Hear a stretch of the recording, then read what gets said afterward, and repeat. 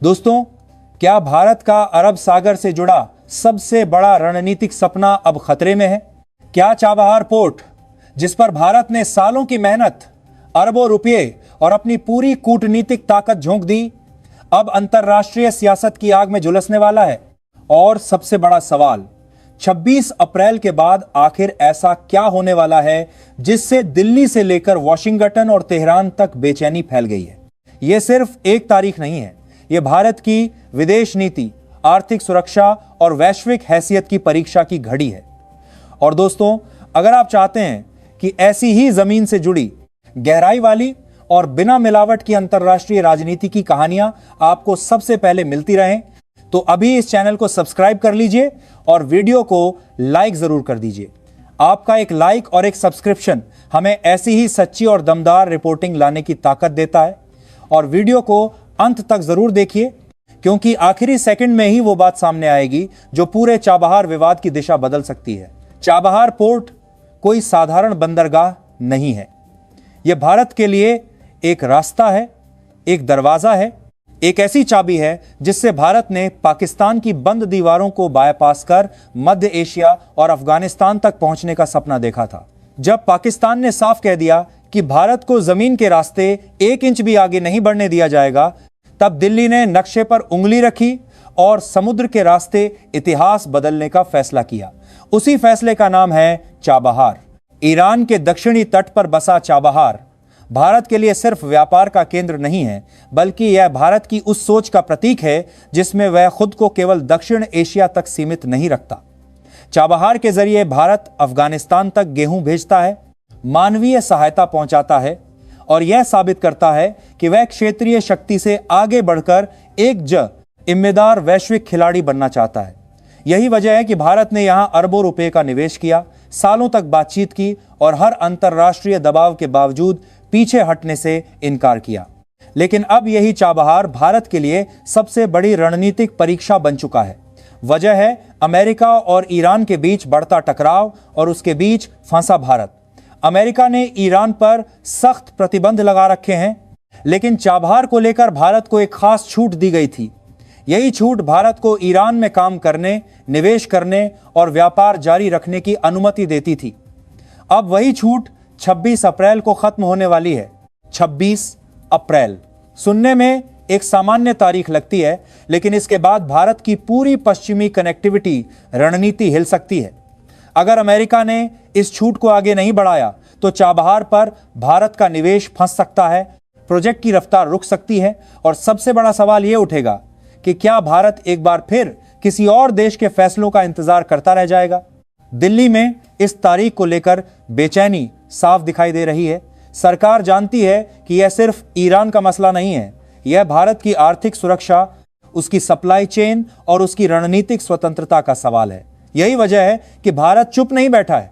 भारत लगातार अमेरिका के संपर्क में है, बातचीत चल रही है। संदेश साफ है कि भारत टकराव नहीं चाहता, लेकिन अपने हितों से समझौता भी नहीं करेगा। यह वही पतली रस्सी है जिस पर भारत पिछले कई सालों से संतुलन बनाकर चल रहा है। एक तरफ अमेरिका है जो भारत का रणनीतिक साझेदार है, रक्षा और तकनीक में अहम भूमिका निभाता है। दूसरी तरफ ईरान है जो भारत के लिए ऊर्जा सुरक्षा और क्षेत्रीय पहुंच का अहम स्तंभ है। इस रस्सी पर जरा सी चूक और गिरावट भारी नुकसान में बदल सकती है। इसी बीच ईरान से आया एक बयान जिसने पूरे माहौल को और गंभीर बना दी। ईरान के राष्ट्रीय सुरक्षा आयोग के सदस्य सालार विलायतमदार ने खुलकर कहा कि भारत और ईरान के रिश्तों को कोई नुकसान नहीं पहुंचा सकता। उन्होंने चाबहार पोर्ट को दोनों देशों के रिश्तों की रीढ़ बताया।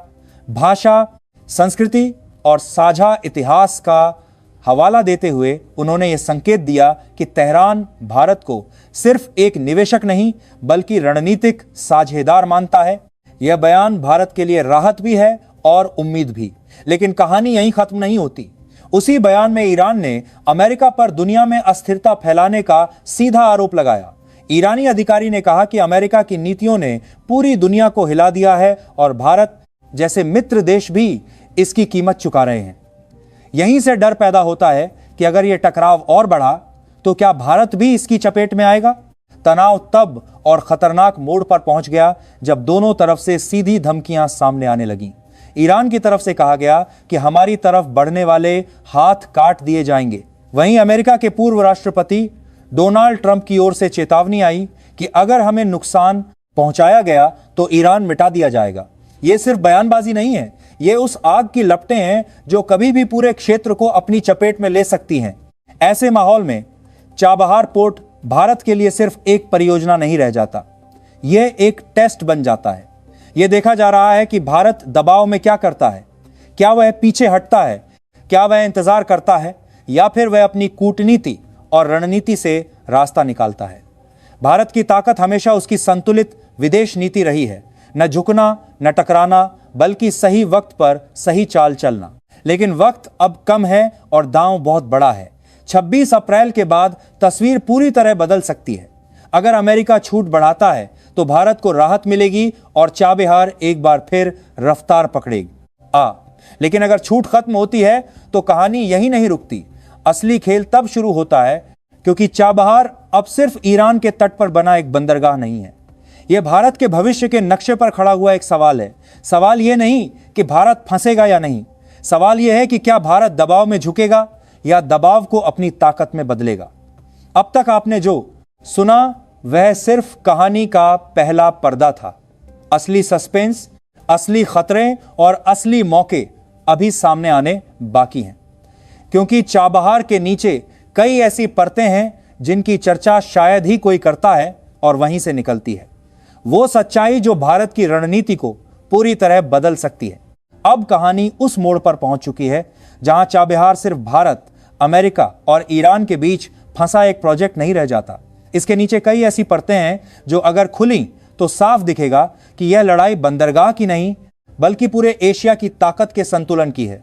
सबसे पहला फैक्टर है समय। आज की दुनिया में सप्लाई चेन सिर्फ व्यापार का मुद्दा नहीं रही, बल्कि यह राष्ट्रीय सुरक्षा का हथियार बन चुकी है। कोविड और यूक्रेन युद्ध के बाद हर देश यह समझ चुका है कि जो रास्ते आज खुले हैं कल बंद भी हो सकते हैं। ऐसे में चाबहार भारत के लिए कोई वैकल्पिक रास्ता नहीं, बल्कि एक बैकअप सिस्टम है। अगर यह कमजोर पड़ता है तो भारत का पश्चिम की ओर झुकाव सिर्फ भाषणों तक सीमित रह जाएगा। दूसरा और सबसे खामोश लेकिन खतरनाक फैक्टर है चीन। बीजिंग कभी खुलकर चाबहार के खिलाफ बयान नहीं देगा, लेकिन उसकी रणनीति पूरी तरह साफ है। चीन नहीं चाहता कि भारत का कोई भी ऐसा रास्ता सफल हो जो पाकिस्तान को बाईपास करता हो। ग्वादर पोर्ट से लेकर रेड सी तक चीन ने समुद्री मोतियों की माला जैसी मौजूदगी बना ली है। हर बंदरगाह, हर समुद्री रास्ता उसकी रणनीति का हिस्सा है। ऐसे में चाबहार उस घेराबंदी में भारत की एक कील है। अगर यह कील ढीली पड़ती है तो दबाव सिर्फ समुद्र में नहीं, जमीन पर भी बढ़ेगा। तीसरा फैक्टर है अफगानिस्तान, जिसकी चुप्पी सबसे ज्यादा खतरनाक है। दुनिया की नजर यूक्रेन, गाजा और ताइवान पर टिकी है, लेकिन अफगानिस्तान आज भी वही खड़ा है जहां से भारत को मध्य एशिया की जमीन मिलती है।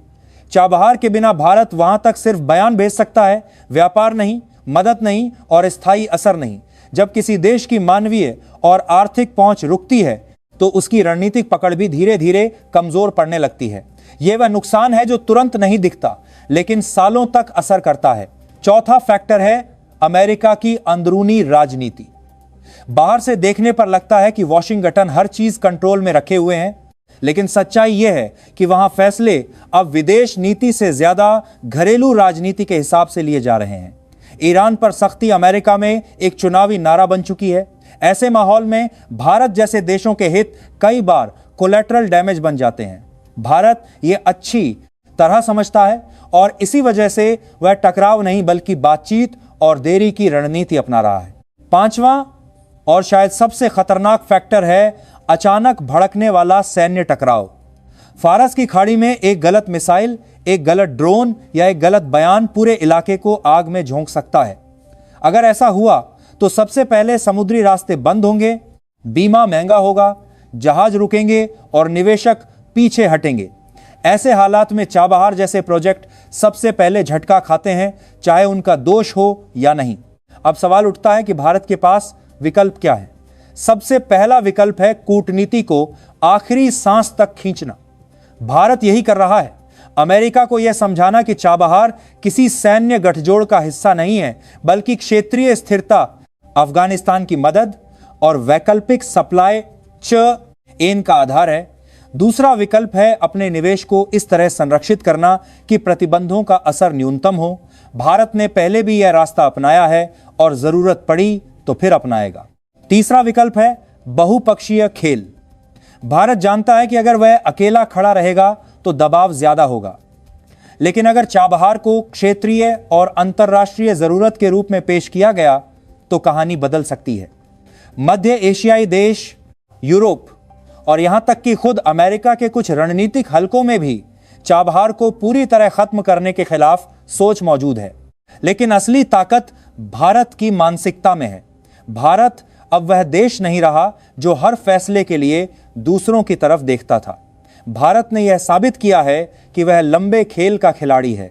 धैर्य, संतुलन और समय पर सही चाल चलना उसकी पहचान बन चुकी है। यही वजह है कि 26 अप्रैल भारत के लिए अंत नहीं, बल्कि एक नई शुरुआत भी हो सकती है। सबसे दिलचस्प बात यह है कि चाबहार अब सिर्फ एक बंदरगाह नहीं रहा, यह भारत की वैश्विक साख का टेस्ट बन चुका है। दुनिया देख रही है कि भारत दबाव में क्या करता है, क्या वह झुकता है या फिर वह दबाव को अपनी ताकत में बदल देता है। यही वजह है कि यह मामला सिर्फ विदेश मंत्रालय की फाइलों में नहीं, बल्कि हर उस जगह चर्चा में है जहां भारत के भविष्य की बात होती है। दोस्तों, आज चाबहार पोर्ट सिर्फ ईरान के तट पर बना एक ढांचा नहीं है, बल्कि यह भारत की उस सोच का प्रतीक बन चुका है जिसमें देश खुद को सीमाओं में कैद नहीं करता। यह उस भारत की कहानी है जो तब भी रास्ते खोजता है जब दरवाजे बंद कर दिए जाते हैं। जब पाकिस्तान ने जमीन का रास्ता रोका, तब भारत ने समुद्र को चुना। जब दुनिया ने जोखिम देखा, तब भारत ने अवसर पहचाना। और आज जब दबाव, धमकियां और अनिश्चितता चारों तरफ फैली हुई है, तब चाबहार भारत की सबसे कठिन लेकिन सबसे जरूरी परीक्षा बन चुका है। 26 अप्रैल अब सिर्फ एक तारीख नहीं रही, यह वह लकीर बन चुकी है जिसके इस पार डर है, असमंजस है और अनिश्चितता है, और उस पार भारत की रणनीतिक परिपक्वता की असली परीक्षा। दुनिया देख रही है कि क्या भारत दबाव में झुकता है या फिर वही करता है जो उसने पिछले दशक में बार बार साबित किया है, यानी संतुलन, धैर्य और दीर्घकालिक सोच के साथ आगे बढ़ना। यह फैसला सिर्फ एक पोर्ट के भविष्य का नहीं होगा, बल्कि यह तय करेगा कि भारत वैश्विक राजनीति में खुद को किस रूप में पेश करता है। अमेरिका, ईरान, चीन और पूरी दुनिया की निगाहें इस वक्त भारत पर टिकी हैं। हर देश अपने फायदे का हिसाब लगा रहा है, हर ताकत अपनी चाल चल रही है, लेकिन इस शतरंज की बिसात पर भारत की सबसे बड़ी ताकत उसकी चुप्पी, उसकी रणनीति और उसका धैर्य है। भारत जानता है कि जल्दबाजी में लिया गया फैसला सालों की मेहनत पर पानी फेर सकता है और सही वक्त पर चली गई चाल इतिहास बदल सकती है। चाबहार का सवाल सिर्फ व्यापार, निवेश या प्रतिबंधों तक सीमित नहीं है। यह सवाल है भारत की स्वतंत्र विदेश नीति का। यह सवाल है कि क्या भारत अपने भविष्य के रास्ते खुद तय करेगा या फिर दूसरों की खींची हुई लकीरों पर चलेगा। आज का भारत वह नहीं है जो हर संकट में पीछे हट जाए। आज का भारत वह है जो संकट को अवसर में बदलने की क्षमता रखता है, चाहे हालात कितने ही मुश्किल क्यों ना हो। अगर अमेरिका छूट बढ़ाता है तो यह भारत की कूटनीतिक जीत होगी, और अगर छूट खत्म होती है तो यह भारत के लिए अंत नहीं, बल्कि एक नई रणनीति की शुरुआत होगी। क्योंकि भारत अब किसी एक ध्रुव पर टिककर चलने वाला देश नहीं रहा, वह बहुध्रुवीय दुनिया में अपने हितों की रक्षा करना जानता है। यही वजह है कि चाबहार चाहे किसी भी मोड़ पर जाए, भारत का आत्मविश्वास और उसकी दिशा नहीं बदलेगी। अंत में सवाल यह नहीं है कि चाबहार बचेगा या नहीं, असली सवाल यह है कि क्या 26 अप्रैल के बाद दुनिया यह देखेगी कि भारत दबाव में टूटता है या फिर उसी दबाव से और मजबूत बनकर निकलता है। इतिहास अक्सर ऐसे ही मोड़ों पर लिखा जाता है, जब फैसले मुश्किल होते हैं और दांव सबसे बड़े होते हैं।